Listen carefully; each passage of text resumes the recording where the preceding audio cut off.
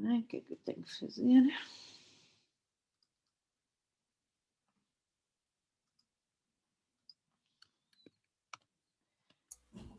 Portanto, na aula passada começámos a ver a lógica de primeira ordem, que é uma lógica mais complexa do que a lógica proposicional e que tem a vantagem de permitir exprimir argumentos que não é possível exprimir na lógica proposicional.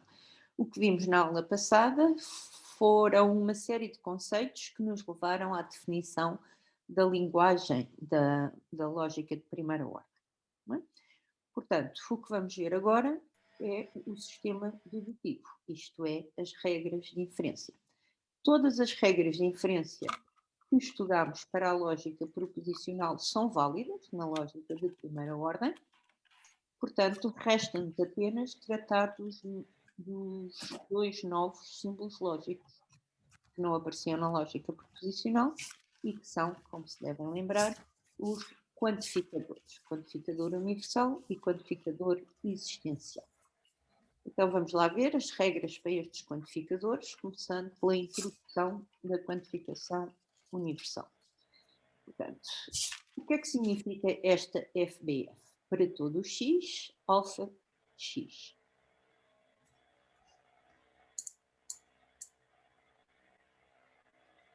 Significa isto mesmo, isto é, se eu substituir o x por um termo qualquer, como por exemplo António, ou pai de António, ou pai do pai de António, sendo pai uma função de um argumento, significa que eu obtenho uma FBF verdadeira. Quer dizer que alfa de António, por exemplo, é verdadeiro. Então, para eu poder afirmar que para todo x, alfa de x, tenho que provar alfa de t para um termo arbitrário t. O que é que significa este arbitrário? Significa que eu não sei nada sobre este termo. Não? Se eu soubesse, por exemplo, que alfa de t, à partida, então isso era batota. Não é? Portanto, eu tenho é que arranjar um termo sobre o qual eu não sei absolutamente nada e vou conseguir provar alfa de t. Então, a regra diz o seguinte: para provar a FBF alfa, para todo o x, alfa de x, vamos começar por fazer uma coisa que é nova, que é introduzir um novo termo, que neste caso é a variável x0, mas podia ser um termo qualquer, desde que ele não aparecesse anteriormente na prova. O que quer dizer que eu não sei nada sobre este x0 em particular. E agora aqui dentro desta prova, que foi iniciada com a introdução da nova variável x0, eu tenho que conseguir provar alfa de x0. Se eu conseguir fazer isso, então fora desta prova, posso concluir que para todo x, alfa de x, e qual é a justificação? Introdução do quantificador universal aplicado às linhas n, foi onde eu introduzi a nova variável x0, e à linha m, onde eu consegui concluir alfa de x0. Sora, Diz, André. nós a partir do x0, que é tipo um evento único, entre aspas, podemos concluir universalmente? Ou x0 é uma variável qualquer?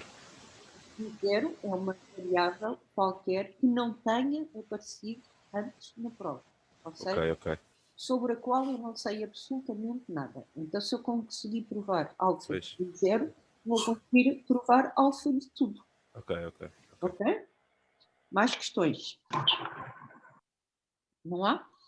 Então vamos para o slide seguinte, onde vamos ver agora a regra da eliminação da quantificação universal.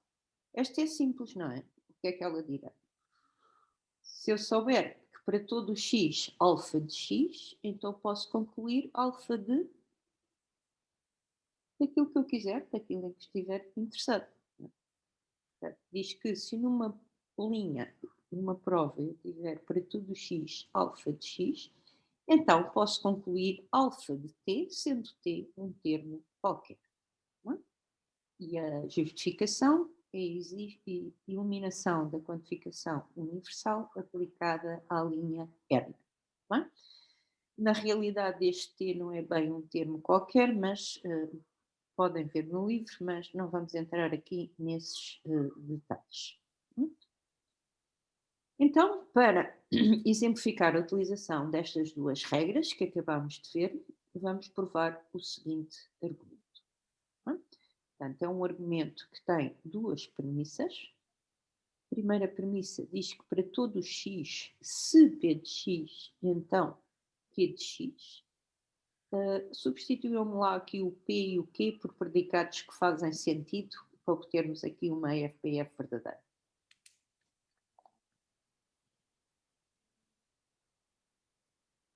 Por exemplo, qual é a relação entre cães e mamíferos? O que é que vocês podem dizer sobre estas duas classes, dos cães e dos mamíferos? Cães são mamíferos? Todos os cães são mamíferos. Sim. Não é? Como é que eu exprimia isso numa FPF? Dizia assim, para todo x, se o quê? Se é cão, implica que é mamífero. Exatamente. Portanto, podia pôr aqui o predicado cão e aqui o predicado mamífero. E ficava com a FPF para todo o x. Cão x implica mamífero x. Em português corrente, nós não dizemos para todo o x, cão x implica mamífero x, dizemos todos os cães são mamíferos. Okay? E a outra premissa é isso. Então, pondo aqui mamífero, o que é que podíamos pôr aqui? Todos os Ser mamíferos. vivo. Como? Ser vivo. Ser vivo, por exemplo. Bem, são seres vivos se não estiverem mortos. Não é? Então vamos pôr Sim. animal. Está bem? Portanto, para todo x, mamífero x implica animal x. Em português, nós dizemos todos os mamíferos são animais. Não é? Muito bem. Portanto, as duas premissas e a conclusão é para todo x, P de x implica R de x. Ora, muito bem, usando os predicados que usámos aqui para as premissas, isto ficaria o quê? Para todo x? Os cães são animais. Exatamente, para todo x, cão x implica animal x, o que corresponde a dizermos que todos os cães são animais. E reparem que isto é um argumento válido, não é? Se todos os cães são mamíferos e se todos os mamíferos são animais, então todos os cães são animais. Okay? Então vamos lá ver como é que provamos isto formalmente usando as regras que acabámos de ver. Portanto, como de costume, vamos introduzir as premissas na nossa prova. E agora o que é que eu quero provar? Quero provar a FPF para todo x, P de x implica R de x. Esta FBF é uma FBF quantificada universalmente. O que é que me diz a regra de introdução da quantificação universal? Que eu tenho que provar P de x0 implica R de x0 para um x0 qualquer. Isto é, um x0 que ainda não apareceu na prova. Portanto, eu quero provar uma quantificação universal. Portanto, o que vou fazer é introduzir uma nova variável, que ainda não apareceu na prova. E agora o que é que eu quero provar dentro desta prova?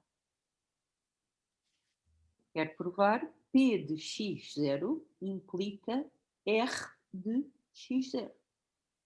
Ora, isto que eu acabei de dizer é uma implicação. Como é que eu provo uma implicação? Eu levanto como hipótese o antecedente. Reparem que isto aqui está separado, não é? Portanto, aqui dei início a uma nova prova com a introdução de x0 e, na mesma linha, dei início a uma nova prova hipotética com a introdução desta hipótese. Muito bem. Então, agora aqui dentro, o que eu quero provar é o quê? Levando como antecedente, levando como hipótese o antecedente da implicação e tenho que provar o quê? Precedente. O consequente. Não é? Portanto, tenho que provar R de x0. Para fazer isso, como é que eu vou fazer? Tenho que ir buscar as premissas, não é? Portanto, vou buscar a primeira premissa, para todo x, P de x implica Q de x. A regra da eliminação da quantificação universal permite-me concluir que P de x0, Q de x0, pois x se verifica para todo o x, então verifica-se em particular para este x0. Eliminação da implicação, se tenho P de x0 e P de x0 implica Q de x0, posso concluir Q de x0. Bom, mas ainda não está. O que eu quero é R de x0. Então o que é que eu vou buscar agora? Outra premissa. A segunda premissa. Exatamente, vou buscar a outra premissa, para todo x, Q de x implica R de x, e a seguir o que é que eu tenho que fazer? A mesma coisa, eliminar a quantificação universal. Se isto se verifica para todo o x, então verifica-se para x0. Novamente, por eliminação da implicação, Q de x0 e Q de x0 implica R de x0, posso concluir R de x0. Muito bem. Então, a partir da hipótese P de x0, concluí, dentro desta prova hipotética, R de x0. Então, regra da introdução da implicação, que já conhecíamos, permite-me concluir esta implicação. Bom, então agora o passo final. Se numa prova iniciada com introdução de um novo termo, x0, eu consegui provar P de x0 implica R de x0, então posso concluir que isto se verifica para todo o x. Introdução da quantificação universal, aplicada à linha 3, onde eu introduzi a nova variável, e à linha 10, onde eu concluí a FBF que vou codificar universal. Vejam lá se há alguma dúvida. Professora, Sim.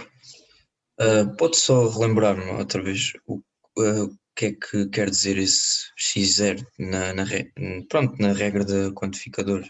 Exatamente. Este x0 é um novo termo, que neste caso é uma variável. Tá bem?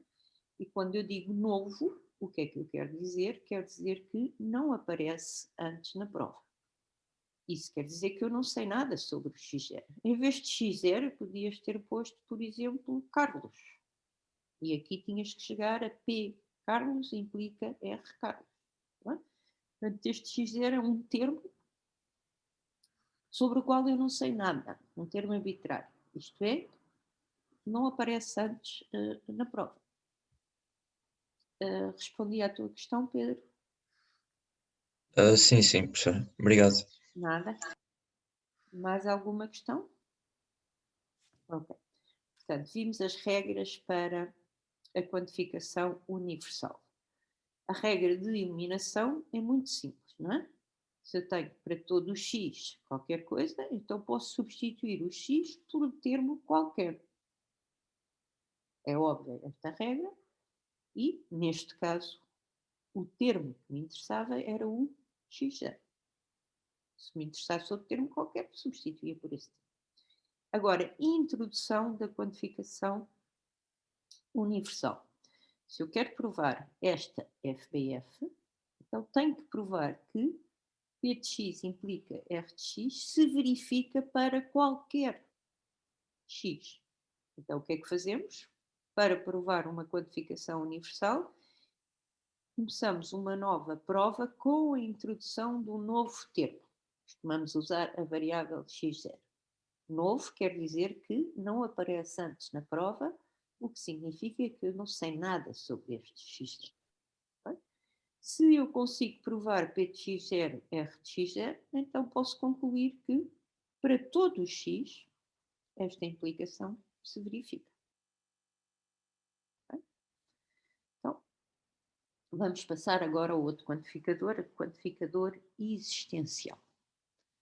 E vamos começar pela introdução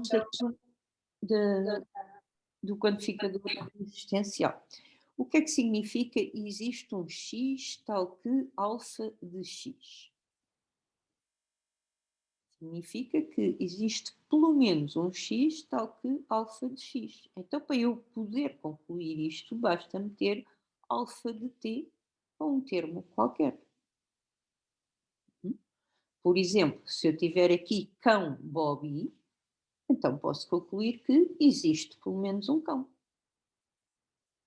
Correto? Portanto, esta regra é muito simples, não é? Vejam lá se querem colocar alguma questão. Qual vai ser a utilidade disto? Se nós realmente Não estou a conseguir perceber o que estás a dizer. Ouço-te a falar, mas não percebo o que dizes. conseguem ouvir assim? Ou... Sim, mas fala um bocadinho mais devagar. Então, se nós temos uma premissa, e se essa premissa nos permite ter isto, se já temos aquele, existe pelo menos um. Então, qual é a utilidade desta Qual é que é a utilidade? quantificação É concluires uma fórmula com existe um x tal que alfa de x. Podes precisar desta fórmula para outra coisa qualquer, não é? E depois vamos usar isto noutra coisa qualquer, é isso? Diz? Depois usamos esta forma em outra Exatamente. A não ser que isto seja uma prova que tem para aqui já muita coisa, que o meu objetivo seja concluir exatamente isto. Tá bem? Ok, agora eliminação da quantificação existencial. Esta é que é um pouco mais complexa. Tá bem? Portanto, existe um x tal que alfa de x afirma que, acabamos de ver, existe uma entidade x0, eu não sei qual é, não é? Tal que alfa de x0 se verifica. Não é? Portanto, eu sei que existe um x tal que alfa de x, mas não sei que x é esse. Então, a regra diz o seguinte: para eliminar a quantificação existencial, isto é, para eu poder usar a informação contida desta forma, o que eu vou fazer é o seguinte, e agora atenção, vou, tal como anteriormente, introduzir uma nova variável x0. Novamente, isto significa que eu não sei nada sobre o x0. E, simultaneamente, vou introduzir a hipótese. Reparem que há bocado tínhamos x0, aqui um traço vertical, e depois tínhamos outro traço vertical com a introdução da hipótese. Isto agora aqui é diferente, não é? Portanto, a regra diz que para eu usar a quantificação existencial, introduzo a mesma hipótese e, simultaneamente, isto é, nesta mesma prova, levanto esta hipótese. Está bem? Eu sei que existe um x tal que alfa de x. Vou-lhe chamar x0. Posso chamar aquilo que eu quiser, desde que seja uma variável sobre a qual eu não sei mais nada. E agora o que é que diz a continuação da regra? Diz que se dentro desta prova eu conseguir provar uma FBF beta,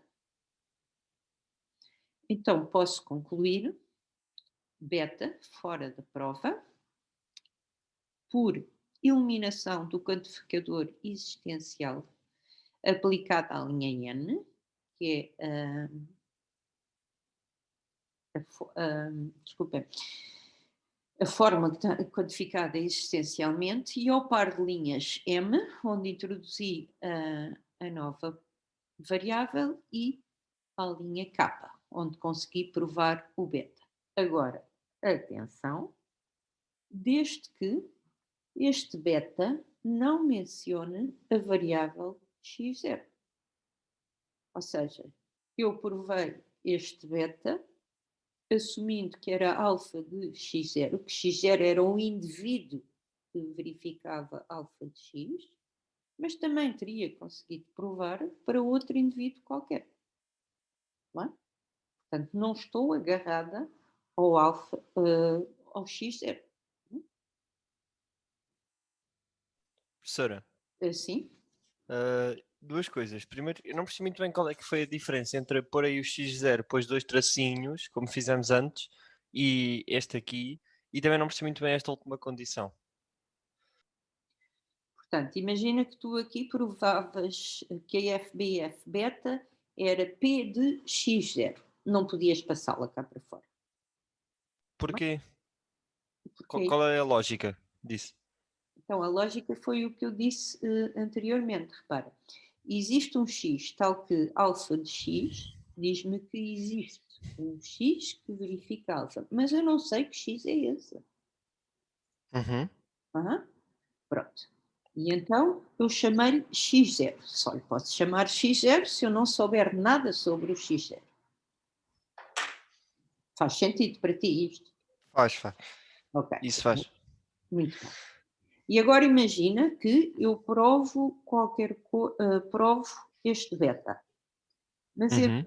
imagina que este beta menciona x0. Sim. Então tu podes trazer o beta cá para fora? Pela regra não, mas é assim, tal como nós não Mas sabemos. não, e pensa pelo teu raciocínio. Este x0 que tu inventaste não é nenhum indivíduo em particular, não é? Sim. Sim. Portanto, é apenas a única coisa que tu sabes é que ele verifica isto. E tu podes garantir que há um que verifica isto. Não é? Portanto, Sim. não queres concluir nada sobre o x0. Tu nem Ok. sabes que o x0 é esse. Ok, já percebi. Ok? E Elster, e quanto aos dois tracinhos, qual é a diferença? A diferença é, aqui estamos é o que diz esta regra, estamos a iniciar uma prova Uhum. que é simultaneamente que é iniciada simultaneamente com duas coisas, que é a introdução de uma nova variável e a introdução da hipótese que corresponde ao que está quantificado existencialmente para este x0. Ok. O que nós vimos anteriormente era nós queríamos provar uma fórmula quantificada universalmente, não é? Uhum. Calhar é melhor cor. Okay. Nós queríamos provar esta fórmula e o que é que diz a regra? Diz que para provar uma quantificação universal vamos iniciar uma prova, que é esta, com a introdução de uma nova variável. Está bem? E agora, acontece que aquilo que eu quero provar é uma implicação. Por isso Ok, nada tem a ver com isso. exatamente, nada tem a ver com isto. Esta hipótese vem de outra regra. Ok, se fosse Eu tipo quero uma provar- conjunção, já nem sequer fazíamos a hipótese. Exatamente. Ok, já percebi. Ok? Enquanto que aqui nesta regra é a mesma prova, está bem? Que é iniciada simultaneamente com as duas coisas. Ok. Então vamos provar que esta FBF que aqui está é um teorema. Existe um x, P de x. Se existe um x tal P de x, então não é verdade que para todo o x não P de x. Isto é óbvio, não é? É óbvio ou não é óbvio para vocês?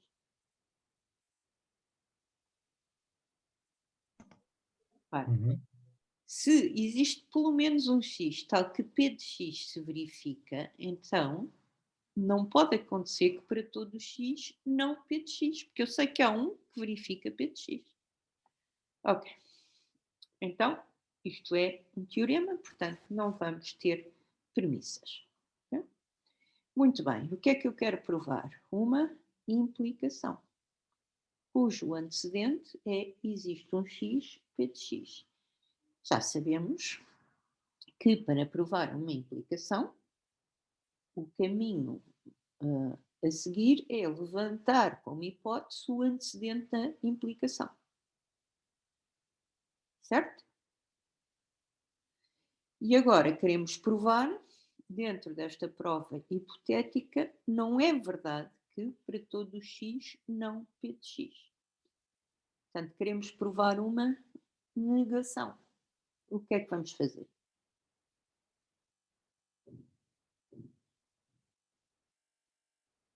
Como é que provamos não alfa? Por refutação. Exatamente, então vamos levantar como hipótese aquilo que está negado. Ai, espera aí. Ok. Mas antes disso, temos que, seguissem o caminho que eu estava a dizer, iam ver que não faltava-vos antes eliminar aqui este quantificador existencial. Tá bem? Eu com isto não vou conseguir fazer nada, vou precisar do P de x0. Tá bem? Então, para eliminar o quantificador existencial, o que é que fazemos? Iniciamos uma nova prova hipotética simultaneamente com duas coisas: introdução de uma nova variável e da hipótese P de x0. P de x é o que está quantificado existencialmente, x0 é a nova variável, portanto P de x0. E agora sim é que vamos levantar como hipótese a negação daquilo que queremos provar.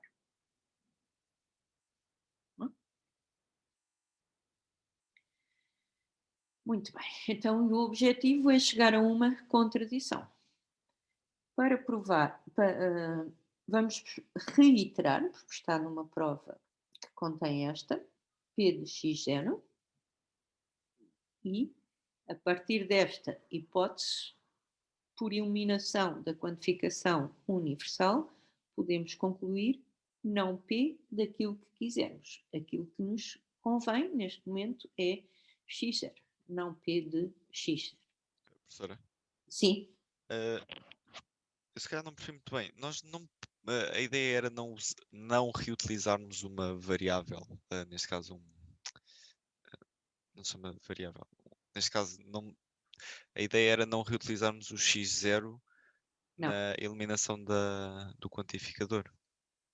Ou podemos reutilizar? Claro que podemos reutilizar. Este x0, a única restrição que tem é eu não posso saber nada sobre ele. Está bem? Agora, dentro da prova, corresponde, portanto, tudo o que tiver para lá deste traço, é claro que eu vou usar o x0. Ok. Ok? Senão, para que é que eu o tinha introduzido?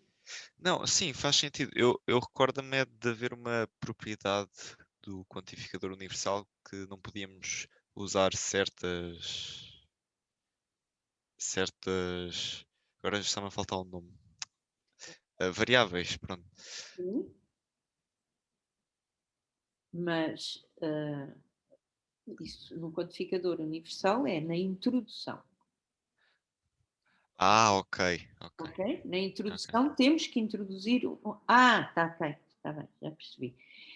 Eu aqui não estou a introduzir nada, estou a eliminar. Ok, a eliminação podemos, a Se eu introdução é aqui que. dentro. Ok, boa pergunta, Pedro. Se eu aqui dentro quisesse provar uma quantificação universal, como é que eu faço isso? Introduzindo uma nova variável. Então tinha que introduzir uma nova variável e já não podia ser o x0, teria que ser x1. Ok? Mas eu aqui estou a eliminar. Ora, se isto se verifica para todos os x, então posso concluir não P daquilo que eu quiser. Ok? Sim, faz sentido. Ok. Ok. Mas foi uma boa Obrigado. pergunta, Pedro. Eu é que não me expliquei muito bem no início. Não, eu depois percebi o que te estava a fazer confusão. Então vamos lá continuar. Agora o que é que podemos concluir? Agora podemos concluir não para qualquer x, não p de x. Exatamente.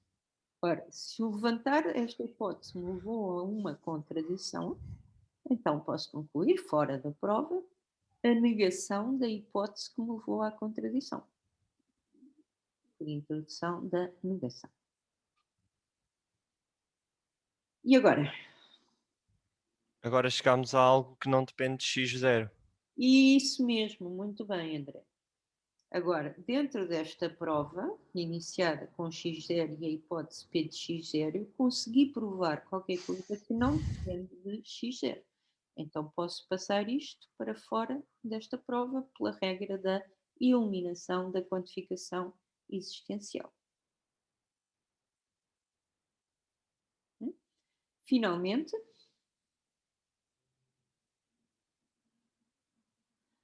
falta o quê? Então agora temos a implicação que nós queremos.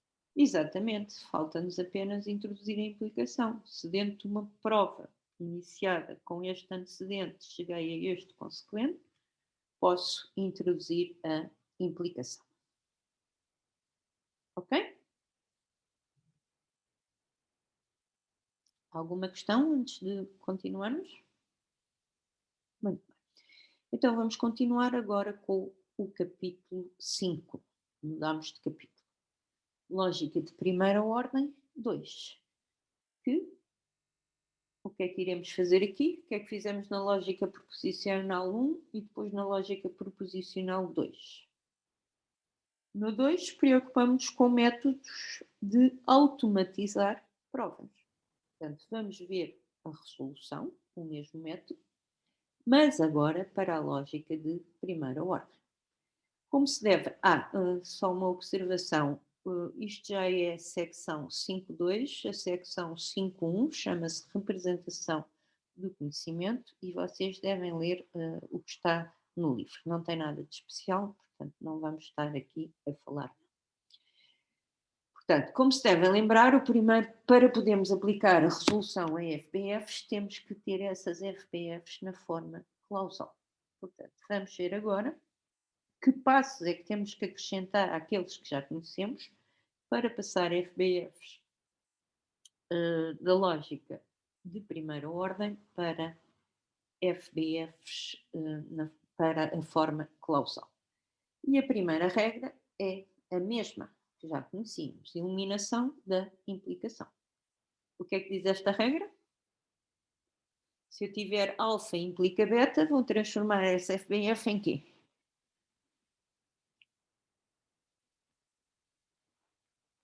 Vá lá, tenho a certeza que vocês sabem, não sejam como os outros. Alfa, não alfa ou beta? Exatamente. Não há mudança nenhuma. Redução do domínio da negação. O que é que dizia esta regra?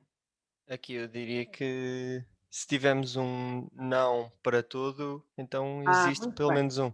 Portanto, temos a eliminação da dupla negação e as primeiras leis de De Morgan, como já tínhamos na lógica proposicional, e agora, como temos mais dois símbolos, que são os quantificadores, temos que ver, quando tivermos a negação de um quantificador, qual é a transformação que fazemos.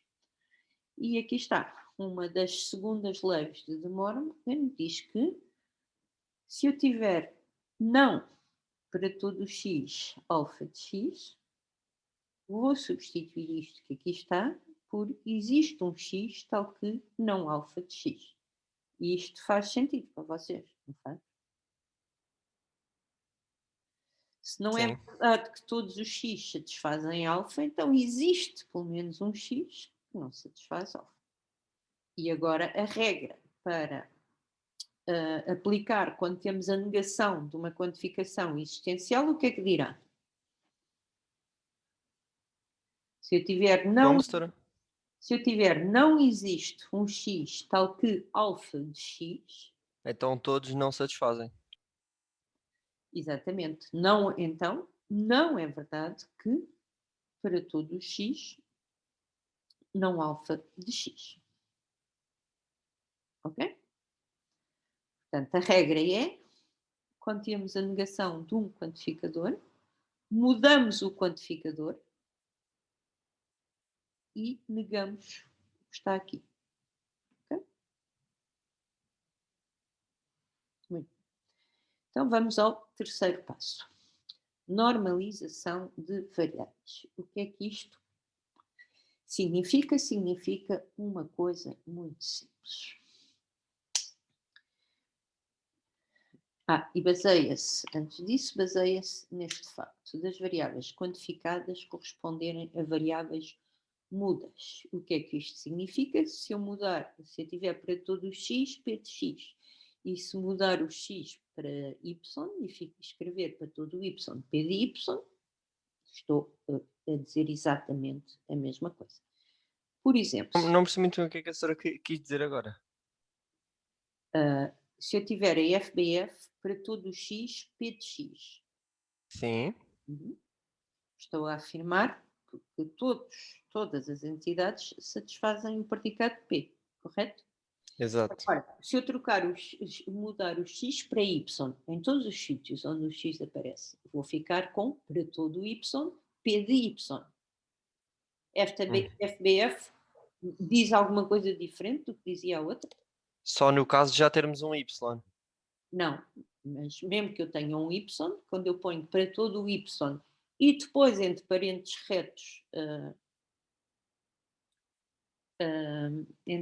retos, uma fórmula, quer dizer que este y é este y, não é outro y que apareça noutro sítio qualquer. Não, mas imagina que já tínhamos para todo o X, P de X implica Y. E implica y? Não posso Ok. ter isso. Isto não é uma FBF. Não, imagina que temos para todo o X, P de X implica P de Y, Q de Y, por exemplo. O que eu estava a dizer é que se trocássemos o X pelo Y. Não, espera aí. Então tens aí uma variável livre, não é? Sim, exato. Depois. E olha o que diz isto. Uma FBF fechada. Ok. Uma FBF sem variáveis livres. Se tu tiveres essa FBF, isso corresponde a teres o y quantificado universalmente. Não é? Portanto, Ok. as FBFs não têm variáveis livres. Por exemplo, eu tenho aqui estas duas variáveis quantificadas universalmente. Se fosse existencialmente, era a mesma coisa. Não é? Posso passar o x para z e o y para x. Não é? E então o que é que eu vou escrever aqui? P de xy passa a ser o quê? P de z X. x. Mas qual é o interesse disto, setora? Só estamos a mudar o nome à variável. Não, isto não é o... Isto por si não tem interesse. Isto é a justificação para nós podermos fazer isto. Não é? Ok. Uhum. Ok. Portanto, este passo consiste em mudar o nome de algumas variáveis de forma a que a mesma variável só apareça introduzida por um quantificador. Por exemplo, se eu tiver esta FBF que aqui está, para todo o x, P de x, e existe um x tal que para todo o y, S de xy. Faltam aqui uns parênteses retos. Okay? Reparem, tenho esta variável x introduzida por este quantificador e este quantificador. Portanto, o que eu vou fazer é mudar este x para outra variável, de forma a que cada variável só apareça introduzida por um quantificador. Então, que escolhas é que eu tenho para x?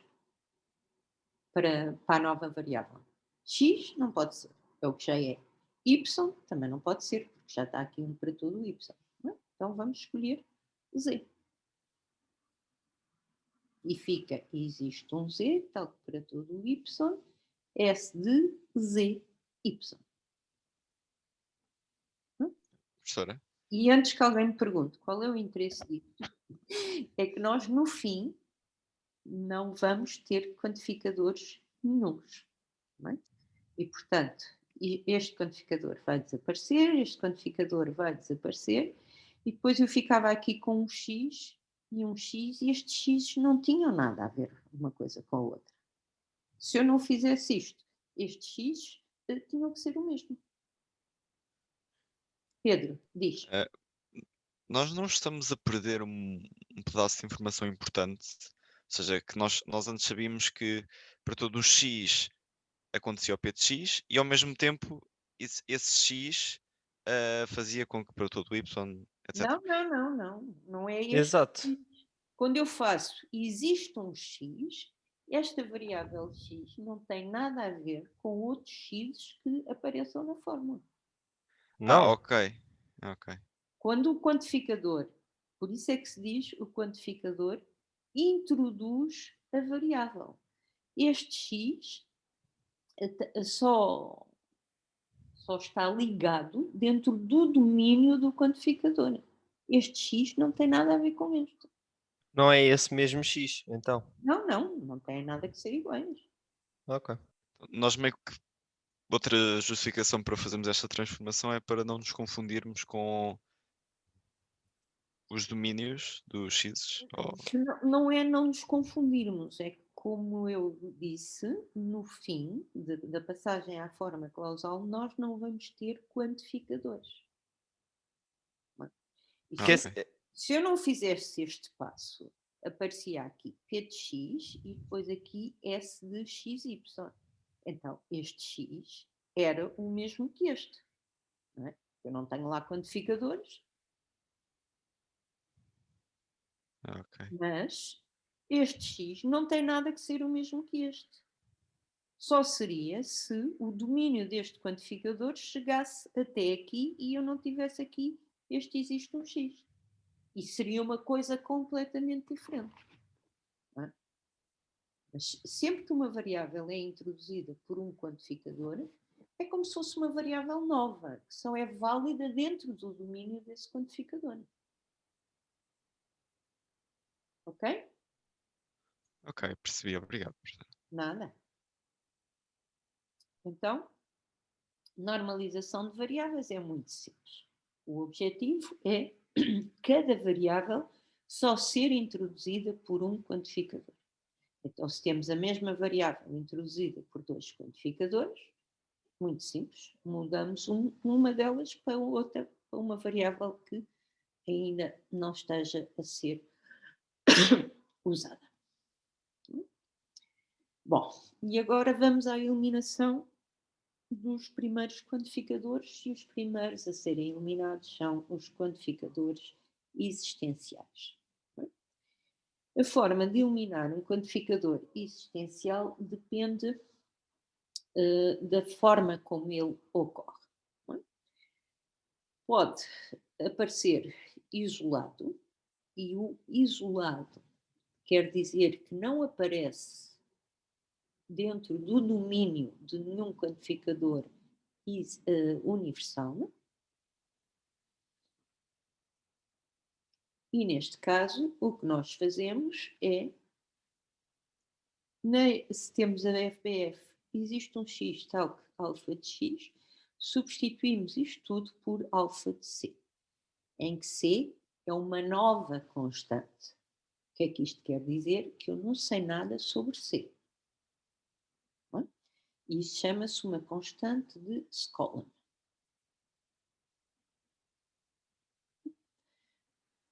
O outro caso é o caso em que Um quantificador existencial aparece no domínio de um quantificador universal. E neste caso, o valor da variável quantificada existencialmente pode depender do valor da variável quantificada universalmente. Eu sei que não estou a perceber nada disto, já vamos ver um exemplo. Está bem? Por exemplo, temos aqui uma quantificação universal, novamente aqui faltam os parênteses, e a seguir uma quantificação existencial. Este quantificador existencial aparece no domínio deste quantificador universal, certo? Não aparece isolado.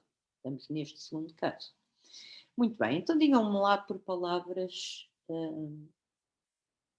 o que é que diz esta forma. Supondo que, como é mais ou menos óbvio, este predicado significa mãe y de x, significa que y é mãe de x. O que é que significa esta FBF em português? Todas as pessoas têm uma mãe em que o Y é essa mãe, mas só existe Existe pelo menos exemplo. repara, eu sei que as pessoas só têm uma mãe, mas não há maneira de dizer isso em lógica de primeira ordem. Ou até havia, mas enfim, não vamos complicar as coisas. O que isto diz é que todas as pessoas têm pelo menos uma mãe. Correto? Muito bem. Então reparem, se eu usasse este caso e substituísse a variável que está quantificada existencialmente por uma constante de Scola, portanto este C é uma constante sobre a qual eu não sei nada, ficava com esta FBF. E o que é esta FBF?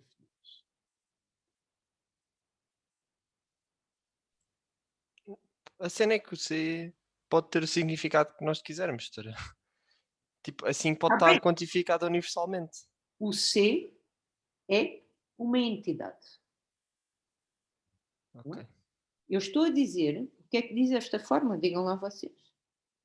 Todas as Teoricamente- pessoas têm C como mãe. Exatamente.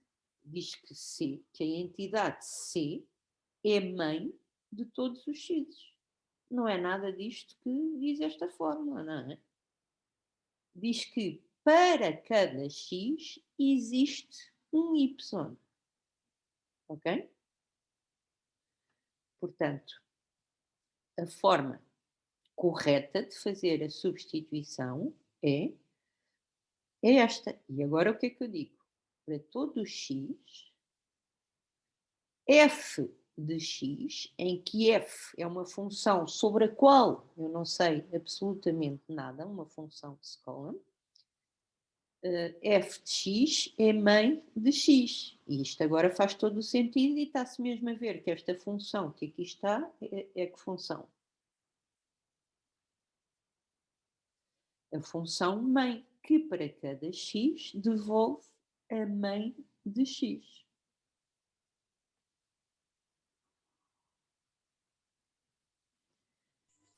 Ponham lá questões sobre isto. Doutora, André, diz. tipo, eu percebi o que a doutora estava a dizer, Uhum. mas sei lá, tipo, não percebi muito bem a parte da constante de escola, mais do que a função eu percebi que tipo, para cada x há um f de x que transforma o x na mãe de x. Uhum. Isso é para todo o x. Depois ainda vamos aprender como eliminar o para todo o x. Mas eu não percebi muito bem a cena da constante. Portanto, este caso aqui, Sim, porque o pelo menos um, na realidade, como é que eu ia te explicar? O pelo menos um garante-nos que existe pelo menos um, mas pode haver mais. No caso limite, até pode ser um para todo o y. Nós é que não sabemos. exatamente, Mas a constante estamos a dizer que é só para aquele C. é a única coisa que eu posso afirmar. É que existe um C, que eu não sei qual é. Não sei que indivíduo é este. Tal que alfa de C.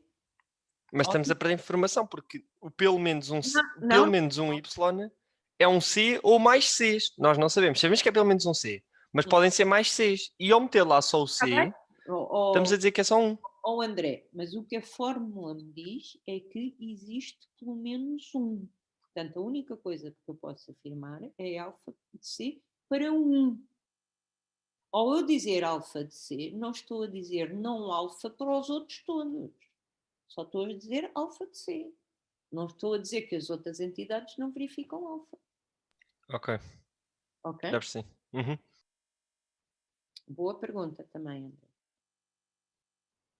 Ok, portanto, recapitulando, se o quantificador existencial aparecer isolado, e isolado quer dizer não aparece no domínio de nenhum quantificador universal, então substituímos esta FBF por alfa de C. Cuidado, o C não pode aparecer em mais lado nenhum. Se, como acontece aqui neste exemplo, nesta fórmula, o quantificador existencial aparecer no domínio do quantificador universal, então deitamos isto fora e vamos substituir a variável quantificada existencialmente por uma função de Skolem da variável cujo argumento é a variável que está quantificada universalmente. Função de Skolem quer dizer que não aparece em mais lado nenhum. Então, e se eu tivesse aqui um para todo o x, para todo o y? Portanto, se este quantificador estivesse no domínio não de 1, mas de 2 quantificadores, para todo o y não, para todo o x e para todo o z. Nesse caso, ia substituir a função por f de x, z. Não é? Portanto, o argumento da função vão ser todas as variáveis quantificadas universalmente no domínio das quais está o quantificador existencial. Conversão para a forma Prinex normal. Isto é muito simples. Portanto, neste momento, as nossas fórmulas, o que é que têm? Em termos de quantificadores? Existenciais já não têm, não é? Neste passo foram... Universal.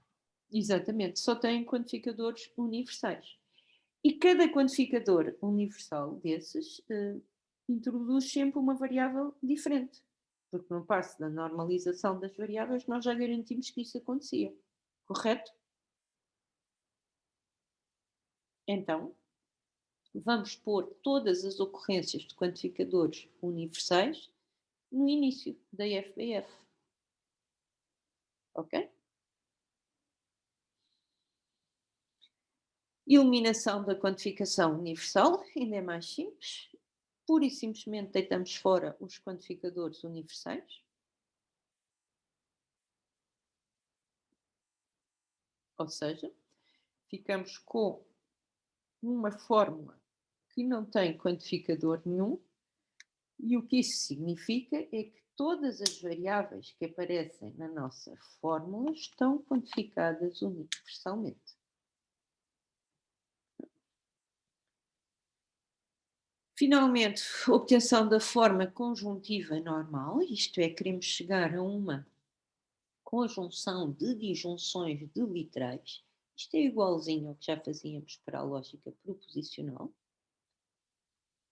Eliminação do símbolo da conjunção e da disjunção. Portanto, passamos a conjuntos. Aqui passamos a um conjunto de disjunções e aqui passamos a um conjunto de conjuntos de literais. Ok? Então vamos lá ver um exemplo. Imaginem que temos esta fórmula e queremos passá-la à forma clausal. Vamos lá ver qual é a estrutura desta fórmula, portanto, para todos os x, e depois temos aqui uma implicação, em que o antecedente é p de x e o consequente é isto tudo que aqui está. Não é? Isto tudo que aqui está é uma conjunção. Não é? Muito bem. Então digam lá, qual é o primeiro passo? Lembram-se? É o mesmo que na lógica proposicional. Eliminação de quê? Implicação. Eliminação da implicação. Temos aqui 3 implicações. Portanto, quando eliminamos esta, fica não P de X ou isto tudo que aqui está. Vamos eliminar também já esta e fica não P de Y ou P de F de XY. E ao eliminarmos esta, ficamos com não P de Y ou P de Y. Certo? Portanto, eliminamos as 3 implicações que existiam. O passo seguinte continua a ser a redução do domínio da negação. Vamos lá ver onde é que temos que o aplicar. Não P de X, não temos que fazer nada, porque isto já é uma FBF atómica. Não P de Y, a mesma coisa. E aqui temos não para todo. Então aqui como é que vamos transformar esta FBF? Não para todo, o todo vai passar Ou existencial. ao existencial. E isto que aqui está dentro, esta disjunção, vai ficar A negação. negada. Não? Existe um Y e agora não do que está cá dentro. Então ainda temos aqui uma negação aplicada a uma FBF que não é atómica, é uma disjunção. Então o que é que vamos aplicar? Como é que isto vai ficar? Não de uma disjunção, vai ficar não do primeiro elemento e não do segundo elemento. Certo? Certo. Ok, ainda temos que aplicar esse passo mais uma vez para eliminar esta dupla negação.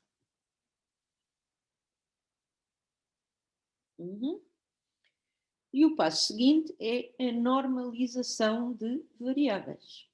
Ou seja, depois deste passo, cada variável é introduzida por um único quantificador. Temos que fazer alguma coisa ou não? Temos, porque aparece aqui a variável y introduzida por este quantificador e a mesma variável introduzida por outro quantificador. Então, vamos mudar uma delas, foi mudada esta, existe um z, e o y em todo o domínio foi mudado por z. Correto? E o passo seguinte é eliminação do quantificador existencial. Vamos lá ver se temos algum. Professora, Sim, André. nós neste caso só podemos alterar o y por z no existencial porque antes temos qualquer que seja y, certo? Exatamente. Se não tivéssemos, não podíamos mexer. Se não tivéssemos aqui o para todo o y, podíamos deixar os que existem o y. Ok. Okay? Não podemos é ter a mesma variável, y, introduzida por 2 quantificadores. Ok, entendi. Muito bem.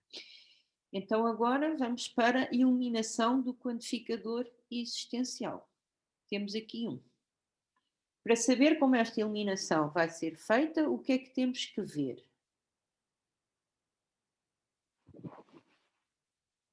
Então. Tem algum universal atrás? Exatamente, se este quantificador existencial está no domínio de algum quantificador universal.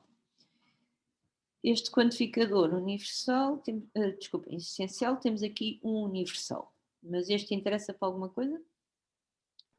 Não, é o primeiro que está. Exatamente, portanto. Este quantificador universal, o seu domínio vai daqui até aqui. Portanto, este já está fora. Está fora do domínio deste, mas está dentro do domínio deste. Então, isso quer dizer que transformação é que eu vou fazer? Vou deitar fora isto e vou substituir o z pelo quê? O que é que eu vou escrever em vez de z? Um F da de C. função. Um F de... F de X. Exatamente. Agora, há aqui uma pequena armadilha. Será que pode ser F? Não, porque já existe um Não, F. já existe um F. Exatamente. Não pode, a função de Scholen que eu escolho não pode ser F porque já está aqui um F. Tá bem? Portanto, vamos escolher G. Portanto, isto desaparece. Q de X, o Z é substituído por G de X e não P de G de X. Ok? Professora, pode explicar este último passo, se faz favor? Este último passo, portanto, temos aqui um quantificador existencial. Vamos eliminá-lo, que é o que se faz no passo Mas 4. assim, este aqui está afetado por algum para nós fazermos o get x? Está, então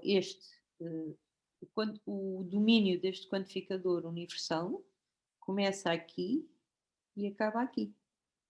Ok. Então nós temos de ver isto com cuidado, porque depende se temos de ver se ele está... Exatamente, tem que ver isto com cuidado. Está bem? Então nós temos z... Mas porquê x? Porquê é que substituímos por get x? Porque este quantificador existencial está no domínio de 1 para todo o x. Ah, ok. Ok. Uhum. Mais alguma questão? Então agora vem o passo que é a obtenção da forma Prinex normal, corresponde a quê? A passar todos os quantificadores existenciais aqui para o início. Tá bem? E reparem que não há problema nenhum em eu fazer isso, não é? Porque de certeza que não há outro quantificador que introduza a mesma variável, não é? Ora, se eu tivesse aqui um para todo o y e aqui um y, não podia fazer isso, não é? Porque este y não ia ter nada a ver com este y. Mas eu já garanti, quando normalizei as variáveis, que cada variável só é introduzida por um quantificador. Portanto, este passo é muito simples. O para todo o y que estava aqui passa para aqui. O passo seguinte ainda é mais simples, é deitá-los fora. Ficamos com isto. E sabemos que todas as variáveis que aqui aparecem estão quantificadas universalmente. O significado delas é como se estivessem quantificadas universalmente. E agora o que é que falta? Agora é o que já sabíamos fazer.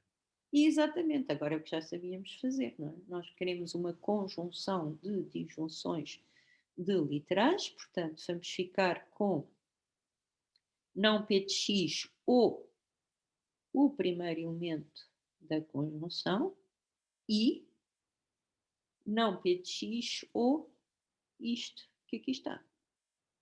Não?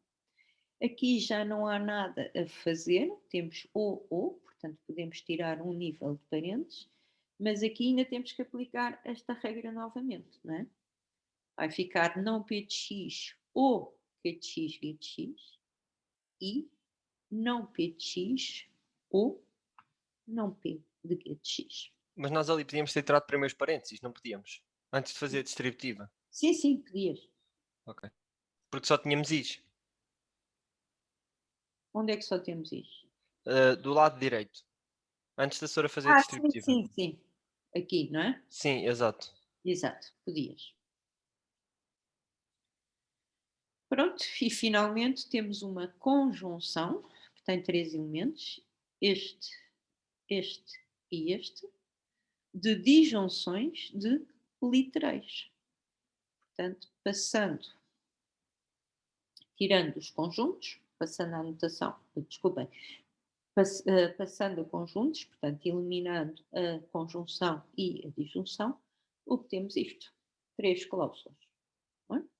Portanto, as cláusulas agora têm um aspecto um bocadinho diferente, não é? Portanto, continuam a ser FBFs atómicas ou literais ou negações de FBFs atómicas, mas agora as FBFs atómicas podem ter uma estrutura.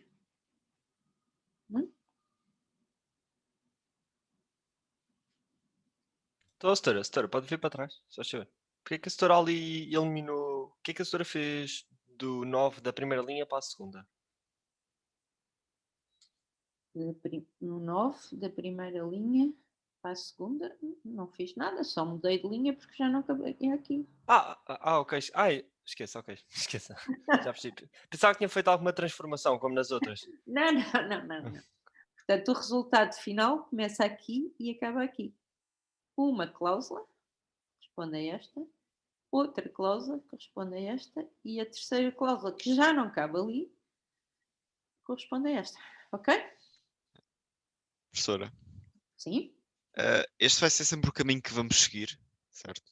sim. É que, por exemplo, nós nesta lógica que nós estamos agora a estudar, eu acho que isto tem um bocadinho de parênteses a mais. Não, não há uma forma de não nos confundirmos com tantos parênteses. Por exemplo, olhar para o passo 7 assusta-me um Se pouco. estiveres a fazer isto em papel, não. Se estiveres a fazer isto no editor de texto, ainda podes carregar no parênteses e ver onde é que ele fecha. Não é? Não. Certo, Não, certo. não. Ok. Mas há alguma técnica para nos guiarmos em papel, vá, de como é que é, ou seja, qual é que é o parêntese em que nós vamos? Se é que isto faz sentido. Faz todo o sentido, eu estou a perceber a tua preocupação, mas não há, Pedro, é fazeres as coisas devagarinho, escreves devagarinho, não começas por ali fora, não é?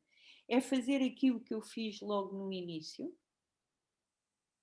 Tenho aqui a FBF e antes de começar a disparar transformações, tive o cuidado de ver qual é a estrutura desta FBF. Lembras-te disso? É uma implicação em que o antecedente é isto e o consequente é isto tudo. Este consequente é uma conjunção. Portanto, é ir vendo passo a passo, com muito cuidado, a estrutura da fórmula.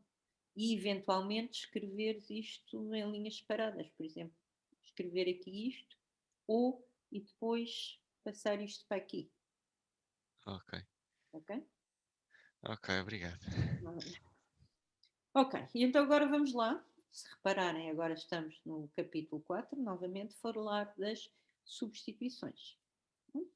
Ok, então o que é uma substituição? Uma substituição é um conjunto de pares, que são indicados desta forma, TI, XI. Os TIs são termos e os XIs são variáveis. Não é? Portanto, uma substituição, por definição, é isto. Um conjunto de pares, de termos e variáveis. Restrições. Não posso ter a mesma variável a aparecer duas vezes. Não é? E outra restrição é que nenhum termo pode ser igual à variável. Não é? Porque isto não faz sentido, já vamos ver exemplos para a frente. Cada parte I, X, I chama-se uma ligação. Bom, informalmente, já vamos ver isto formalmente, mas informalmente o que é que isto significa? As substituições vão ser aplicadas a FBFs. É? Quando eu aplico esta substituição genérica a uma FBF, o que isto diz é que a variável x1 vai ser substituída pelo termo t1.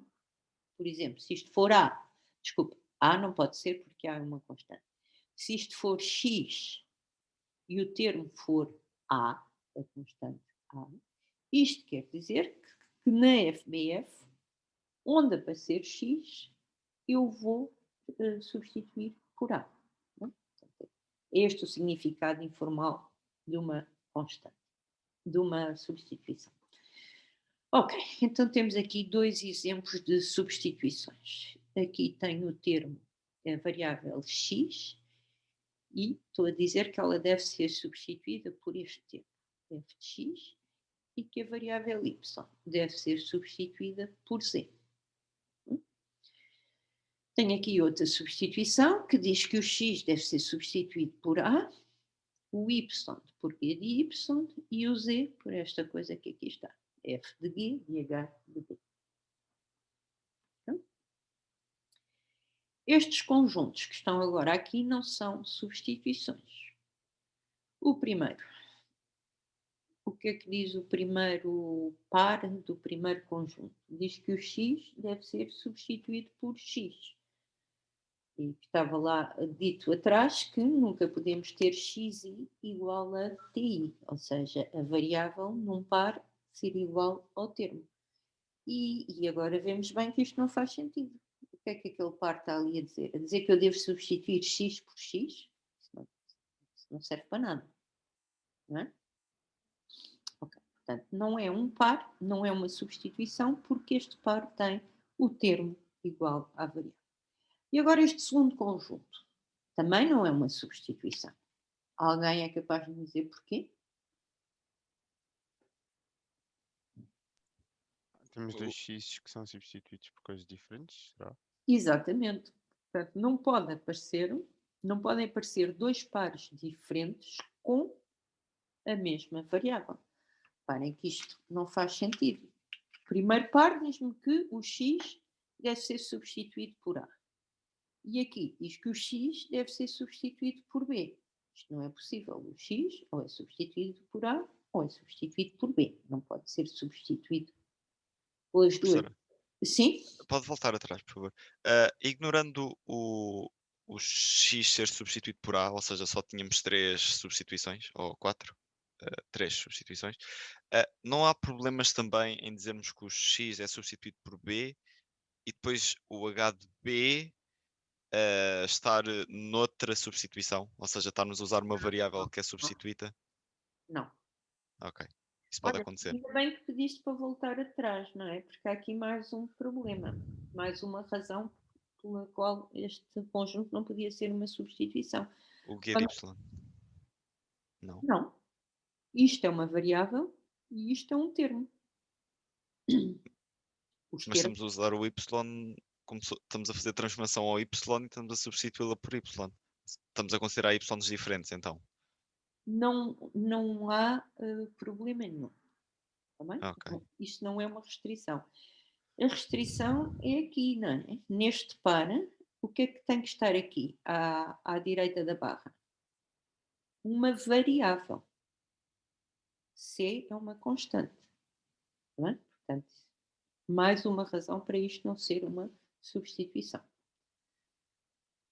Ok, substituição vazia não tem nada que saber, é um conjunto vazio e vamos representada por esta letra, epsilon, e aplicar uma substituição vazia é o mesmo que não fazer nada, não é? Substituição Chan.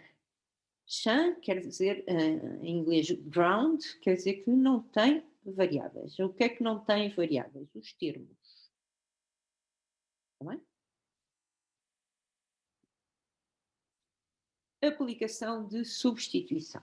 Ok, então vamos lá ver como é que aplicamos uma substituição. Eu disse-vos informalmente que se tivermos o par x, aliás, a barra x, isto significa que os x que aparecerem na fórmula vão ser substituídos por a. Mas há uma restrição aos x que vamos substituir. Apenas vamos substituir variáveis, apenas vamos substituir ocorrências livres das variáveis. Tá? Então, primeiro, a representação. Vamos supor que temos aqui esta substituição, S, e queremos aplicá-la à FBF alfa. Como é que representamos isto? Desta forma, alfa, aqui com um ponto, S. Portanto, isto significa a aplicação à FBF alfa da substituição S. Como é que eu faço isto? Vou a alfa e vou substituir todas as ocorrências livres de cada variável, xi, pelo termo que lhe está associado. Por exemplo, vamos supor que temos esta FBF. Quais são as variáveis que ela tem? X e Y. X e Y, muito bem. E estas ocorrências são livres ou são ligadas? Livres. São livres, não temos nenhum quantificador, portanto, qualquer variável que apareça, aparece livre. E então agora vamos aplicar a esta FBF esta substituição. Esta substituição diz que o X deve ser substituído por A e o Y por F de AB. Então qual é o resultado da aplicação da substituição? Vai ficar P de... Professora, quando é que nós dizemos que uma variável é livre? Quando não ocorre no domínio de nenhum quantificador, sem introduzir. Está bem? Ok. Se eu tivesse aqui para todo o X e depois isto, o X era livre, porque aparecia no domínio do para todo o X. Desculpem, o X não era livre, Ok. mas o Y era. Ok. Então, como é que vai ficar isto? P de... E agora vamos substituir as ocorrências livres de X por A. Portanto, fica P de A, F de A. O Y também está livre, portanto, vai ser substituído por F de AB. O mesmo resultado seria obtido se, em vez dessa substituição, tivéssemos esta. Porquê? Porque esta substituição, para além dos pares que aquela tem mais um par que diz que o Z deve ser substituído por C. Ora, como aqui não há nenhum Z, ter cá este par ou não ter, quando aplica esta FBF, dá o mesmo resultado. E agora vamos aplicar esta substituição a esta FBF. Então digam lá, como é que fica? Portanto, este par não está cá a fazer nada porque diz para substituir o Y por F de AB. Ora, não há aqui nenhum Y, portanto, só temos que nos preocupar com este par. Que diz que o X deve ser substituído por A. Ok, eu tenho aqui dois X. Qual é o que eu vou substituir? Primeiro. O primeiro. Este X, esta ocorrência da variável X é livre. Não está no domínio de nenhum quantificador que introduza X. E este X que aqui está, também é livre? Não. Não, este X está no domínio do quantificador que introduz X. Portanto, apenas o X em P de X vai ser substituído. Está bem? Finalmente, como é que isto vai ficar? Qual é a única variável livre aqui?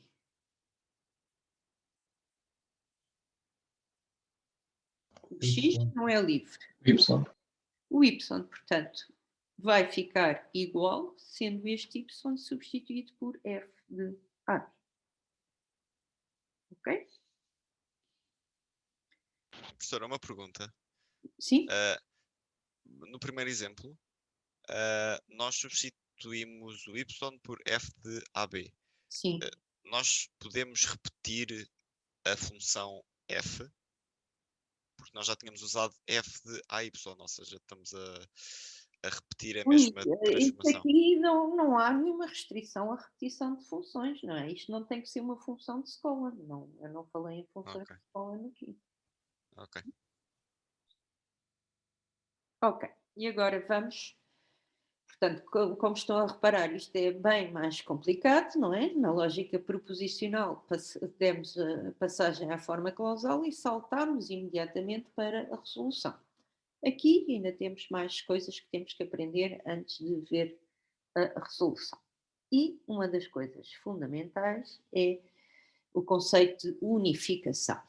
Portanto, unificação vai nos permitir determinar se duas FBFs podem ser tornadas iguais através da aplicação de uma substituição.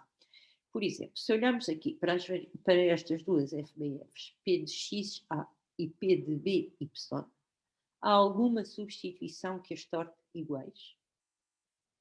Reparem, X é uma variável, portanto pode ser substituída por aquilo que eu quiser. Para esta FBF ficar igual àquela, o X deve ser substituído por quê?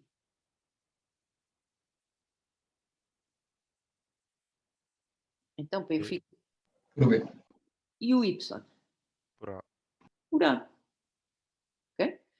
Portanto, estas duas FBFs são unificáveis.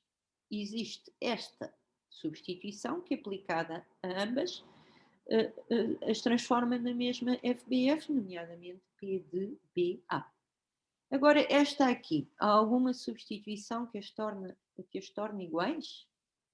Olha, o primeiro argumento aqui é x e aqui é y. Ok, são duas variáveis, substituímos uma pela outra, ou por outra coisa qualquer, e temos o primeiro argumento igual. Agora, aqui o segundo argumento é A, nesta, e é B, nesta. A e B são constantes. Constantes são o que são, não podem ser substituídas por nada como as variáveis. Não é? Por isso, dizemos que estas duas FBFs são unificáveis, existe uma substituição que as torna iguais, mas estas aqui não são unificáveis. E acho que chegamos ao fim do tempo. Não é? Portanto, isto vai ficar a composição de substituições. Tem alguma coisa que se lhe diga, vai ficar para a próxima aula. Alguma questão?